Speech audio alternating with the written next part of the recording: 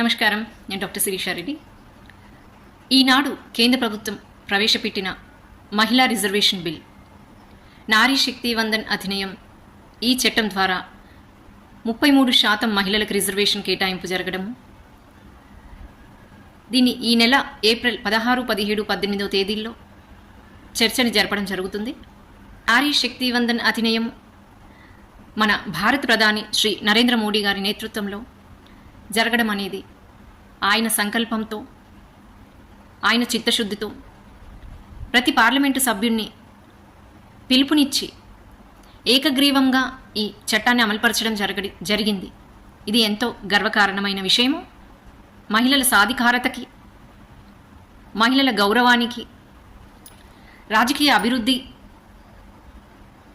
తోడ్పడాలని, మహిళా ప్రాతినిధ్యంతో దేశానికి సముచితమైన నిర్ణయాన్ని తీసుకొని దేశ అభివృద్ధికి తోడ్పడనున్నది.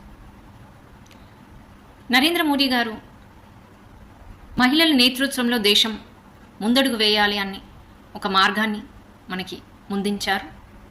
మహిళలు కేవలం లబ్ధిదారులే కాకుండా వారికి అభివృద్ధిలో భాగస్వామ్యంగా పాలు పంచుకోవాలి అన్న ఒక మంచి సంకల్పము, ఉద్దేశంతో ఆయన ఈ చట్టాన్ని ఇంప్లిమెంట్ చేయడం జరుగుతుంది.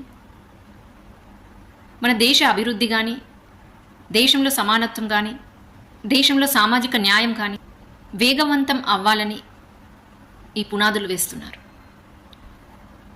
2047కు వికసిత్ భారత్ లక్ష్యంగా అదే దిశగా ఆయన పయనిస్తున్నారు.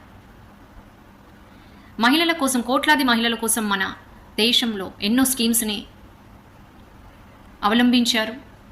బేటీ బచావ్ బేటీ పడావ్, పిఎం జన్ధన్ యోజన కానీ, పిఎం ఉజాలా యోజన కానీ, స్వచ్ఛ భారత్ మిషన్ గ్రామీణ మహిళల కోసం, అదేవిధంగా శక్తి కేంద్రాలను కానీ, సుకన్య సమృద్ధి యోజన, మహిళా శక్తి సమాన్ సేవింగ్స్ స్కీమ్స్ కానీ, ఈ విధంగా చెప్పుకుంటూ పోతే చాలా స్కీమ్స్ ఉన్నాయి. సో ఇవన్నీ ప్రతి ఒక్కటి కూడా మహిళని ఉద్దేశించి, మహిళకి ఏ విధంగా అయితే గౌరవాన్ని దక్కించారో మన నరేంద్ర మోడీ గారికి ఎంతో కృతజ్ఞత తెలుపుకుంటున్నాను. ఈ కోట్లాది ప్రజల తరఫున ఈ బాధ్యతని అప్పగిస్తూ చట్టసభల్లో వారు వాయిస్ రైజ్ చేయడానికి అవకాశం ఇచ్చినందుకు, దేశాన్ని అభివృద్ధి పథంలో తీసుకెళ్తాము అని ఒక నమ్మకంతో మీరు మాపై పెట్టిన ఈ బాధ్యతని నెరవేరుస్తాము అని నరేంద్ర మోడీ గారికి ధన్యవాదాలు తెలుపుకుంటున్నాను. నమస్కారం.